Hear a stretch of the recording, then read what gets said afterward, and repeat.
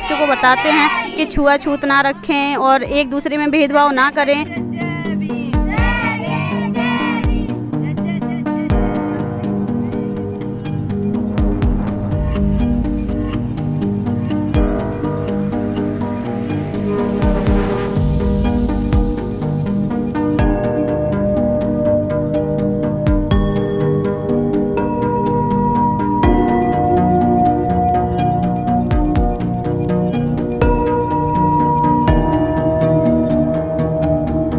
जय Bhim education centre के तहत नवयुवकों को ट्रेन किया जाता है ताकि वो क्लासरूम सिलेबस के अलावा संविधान की शिक्षा भी दे सकें। जय भीम एजुकेशन सेंटर के तहत ऐसे करीब 25 एजुकेशन सेंटर्स ज़िला जालौन में चलते हैं।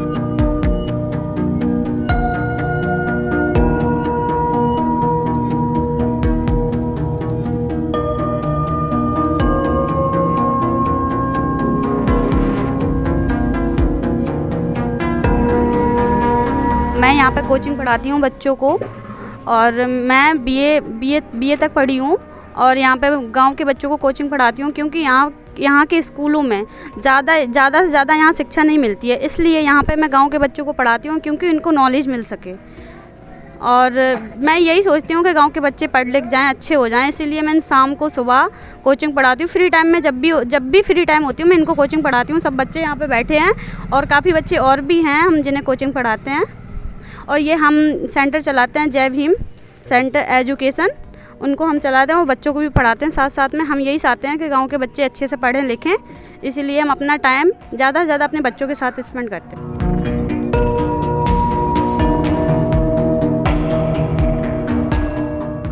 मैं यहाँ पे संविधान के बारे में बताती हूँ और स्कूल का भी होमवर्क सब बताती हूँ। और स्कूल के टीचर जो लोग हैं उनको कम बता पाते हैं, तो इसलिए मैं यहाँ पे स्कूल का भी होमवर्क करवाती हूँ और यहाँ कोचिंग में भी बताती हूँ। संविधान के बारे में बताती हूँ कि जैसे भीमराव अम्बेडकर ने जो अपन लोगों को वो दी है ना, उसी हिसाब से हम अपने बच्चों को बताते हैं कि छुआछूत ना रखें और एक दूसरे में भेदभाव ना करें, तो अच्छा ही है। मतलब अच्छे से पढ़ेंगे लिखेंगे और समझदार होंगे, इसलिए मैं ज़्यादा से ज़्यादा संविधान के बारे में बताती हूँ। और ये मेरा संविधान जय भीम एजुकेशन सेंटर चलाती हूँ मैं और यहीं मुझे ट्रेनिंग दी गई है, तो मैं इनको सबको बताती हूँ।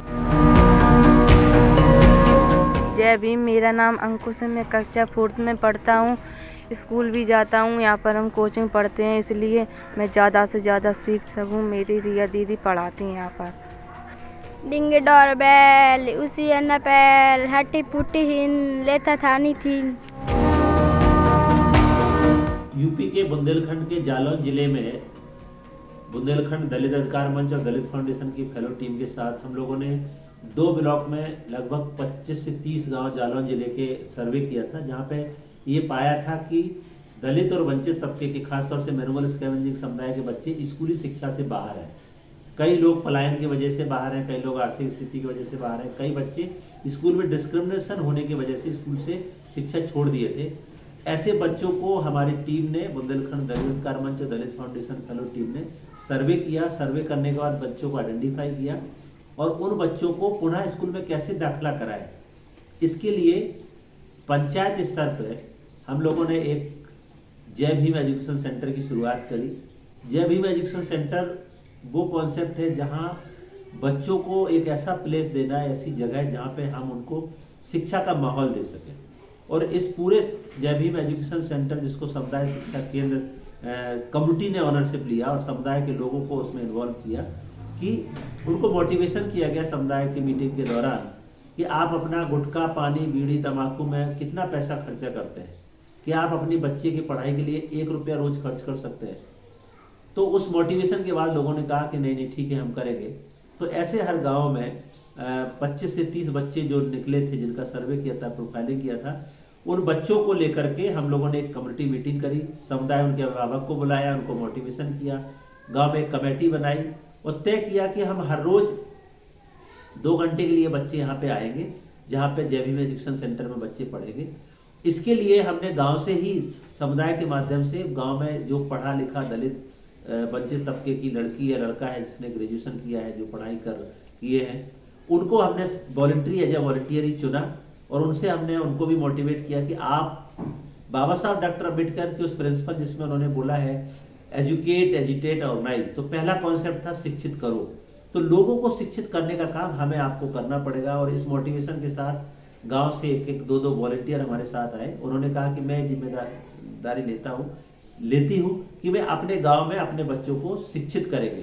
तो उसी शिक्षित करने के क्रम में जय भीम एजुकेशन सेंटर की शुरुआत की गई। जय भीम एजुकेशन सेंटर जब शुरू किया गया तो उसमें बच्चे आए और बच्चे रोज 1 रुपये फीस अपना जमा करते हैं। उससे उस टीचर को हम लोग कुछ प्रोत्साहन दे पाते हैं। और इन टीचर्स को ट्रेनिंग दिया गया, जिसमें हमने दलित फाउंडेशन की मदद से जो हमारे ट्रेनर विजय भाई, मार्टिन मकवान जी और दलित फाउंडेशन के डायरेक्टर प्रदीप मोरे जी, इन सबके साथ मिलकर के हमने अपने 2500 टीचर्स का 3 दिवसीय आवासीय प्रशिक्षण किया।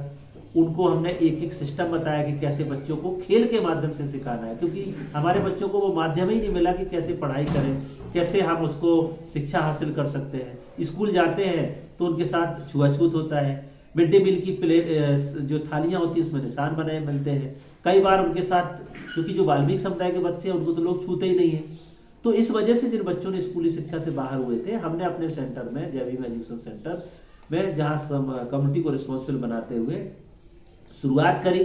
बाबा साहब डॉक्टर अम्बेडकर के 14 अप्रैल से इसकी शुरुआत करी गई अलग अलग गांव में 2016-17 में। और उसके बाद से लेकर के वो सेंटर को लगातार संचालित किया जा रहा है। अभी जालौन जिले में 25 से ज़्यादा जय भीम एजुकेशन सेंटर संचालित है, जहाँ पे लड़के लड़कियाँ जो वॉलंटियर हैं बुंदेलखंड अधिकार मंच के, वो उनको पढ़ाते हैं। उनको समय समय पर ट्रेनिंग दी जाती है। 2 घंटे जो पढ़ाई होती है उसमें पहला काम है कि हम बच्चों को जो स्कूल में क्या बताया गया है, क्योंकि सबसे पहला काम हमने एजुकेशन सेंटर के माध्यम से और अपने टीम के माध्यम से ये किया कि उन सारे के सारे बच्चों को फिर से स्कूल में री एनरोल कराया, क्योंकि जो स्कूल से ड्रॉप आउट हो गए थे। तो आज की तारीख में वो सारे बच्चे स्कूल भी जाते हैं और स्कूल में जो पढ़ाई होती है वो पढ़ाई लेकर के जब सेंटर पे आते हैं तो हमारा सेंटर का जो टीचर है वो उनको पढ़ाता है। पहले स्कूल का होमवर्क चेक करता है, आज क्या दिया गया। अगर होमवर्क नहीं दिया गया तो बच्चों को बताया जाता है। दूसरा, 1 घंटे उनको कॉन्स्टिट्यूशन के बारे में बताया जाता है, संविधान के बारे में बताया जाता है, ताकि हमारे बच्चे बचपन से ही संविधान को जाने। क्योंकि संविधान में छुआछूत की खिलाफ की बात करी गई, संविधान में समानता की बात करी गई, तो वो बच्चे कैसे जाने। तो जब बच्चों को हमने ऐसे कई एग्जाम्पल हैं, आप बच्चों से मिले तो आप उनसे जान पाएंगे कि उनको बताया गया कि हमारे साथ कोई भी भेदभाव नहीं कर सकता। अगर भेदभाव होता है तो हम संविधान के खिलाफ, उसमें प्रोविजन के तहत हम उनके ऊपर कंप्लेन कर सकते हैं। तो कई स्कूल में हमारे बच्चे जब दोबारा गए और टीचर ने कहा कि नहीं, तुम जाकर के लेटरिन साफ करने चले जाओ और या तुम झाड़ू लगा दो या तुम उनके अलग बैठ जाओ, तो बच्चों ने कहा मास्टर साहब आप हमारे साथ भेदभाव करते हैं, संविधान तो इसकी इजाजत नहीं देता है। तो टीचर को भी लगा अरे अभी ये बच्चे तो कुछ जानते नहीं थे और अभी हमसे सवाल कर रहे हैं। तो ऐसे कई एग्जाम्पल हम लोग देख पा रहे हैं इस एजुकेशन सेंटर के माध्यम से। और निश्चित तौर से जो समुदाय शिक्षा केंद्र की जो पद्धति, जय भीम एजुकेशन सेंटर की शुरुआत जो हम लोगों ने करी है, वो बच्चों में एक शिक्षा का माहौल दिया है। बाबा साहब डॉक्टर अम्बेडकर के आदर्शों का, जिसमें एजुकेशन की बात करी गई है, शिक्षित करने की, उसका माहौल दिया है। दूसरी चीज, पुनः स्कूल में बच्चे गए हैं, आज वो सारे सेंटर चल रहे हैं। कोविड के समय पे एक बड़ा चैलेंजेस आया हमारे सामने, अभी भी चुनौती है। मैं आप सबसे अपील करना चाहेंगे कि हमारे सेंटर के जो बच्चे, उनके पास किताबें भी नहीं है, पेंसिल भी नहीं है, इतने गरीब तबके के लोग आते हैं। कई लोगों ने अपने पुराने, हमारा सेंटर है वहाँ पे बच्चों के पास किताबें नहीं थी, पेंसिल नहीं थी। हम लोगों ने कैंपेनिंग करके गांव में बुक्स डोनेशन की बात करी, पुरानी किताबें, पुरानी पेंसिल आप हमें दान कर दीजिए, तो लोगों ने दिया। हमने उनको रिसाइकिल करके, उनको कॉपी के जो ब्लैंक पेज थे उनको निकाल के पुनः बुकलेट बना के हुए बच्चों को दिया कि लो आप इससे पढ़ो, क्योंकि हमें बच्चों को शिक्षित करना। और ये दलित वंचित समुदाय के बच्चे हैं और बाबा साहब अम्बेडकर ने भी एजुकेट करने की बात करी थी। तो इसके माध्यम से हमने ये शुरुआत किया। हालांकि हमारे सामने बड़ी चुनौतियां भी आई हैं। चुनौती में अगर हम, सबसे पहली चुनौती आर्थिक चुनौती आती है, क्योंकि बच्चे के अभिभावक फीस नहीं दे पाते हैं और जो टीचर पढ़ाता है उसके लिए भी कुछ पैसे नहीं निकल पाते, उसका प्रोत्साहन नहीं निकल पाता है। मोटिवेशन से वो कब तक करेगा, वो उसकी अपनी नीड है। लेकिन हम लोग बोलते हैं कि नहीं, हमें आप बच्चों को शिक्षित करना है, तो जितना कंट्रीब्यूशन आप कर सकते करिए। उसके माध्यम से इसकी शुरुआत करी गई। कई गाँव में इसका विरोध किया गया।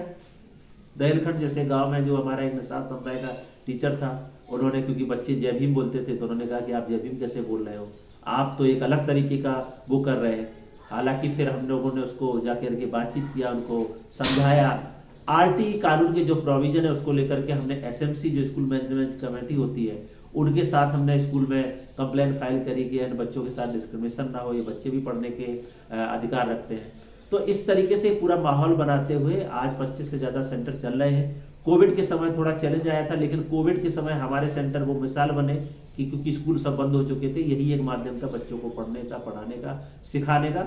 आज सभी गाँव में किसी गांव में बहुत अच्छे से सेंटर चल रहे हैं, कहीं पे चुनौतियां भी आ रही हैं, लेकिन कहीं ना कहीं वो 2-3 घंटे में लगभग पूरे जिले में आप देखेंगे तो लगभग 500 से अधिक, लगभग 750 बच्चे इस जय भीम एजुकेशन सेंटर के माध्यम से शिक्षा लेते हैं और एक वो मिसाल पेश कर रहे हैं कि कितनी भी चुनौतियां हैं, कितनी भी परेशानियां हैं, लेकिन अगर समुदाय ठान ले, लोग ठान ले बाबा साहब अम्बेडकर के उस सिद्धांत को जिसमें उन्होंने एजुकेट की बात करी है, तो सच में हम अपने भविष्य को सुनिश्चित कर सकते हैं।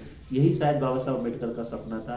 यही सीख जो आज बच्चे, जिन बच्चों में जो 6 से 14 साल के बच्चे हैं, जिनको आज हम संवैधानिक मूल्यों को अभी से बता रहे हैं, तो आज नहीं लेकिन आने वाले समय में जब ये बच्चे यंग होंगे, जवान होंगे और देश की व्यवस्था में अपना योगदान देंगे, तो निश्चित तौर से एक मिसाल बनेंगे।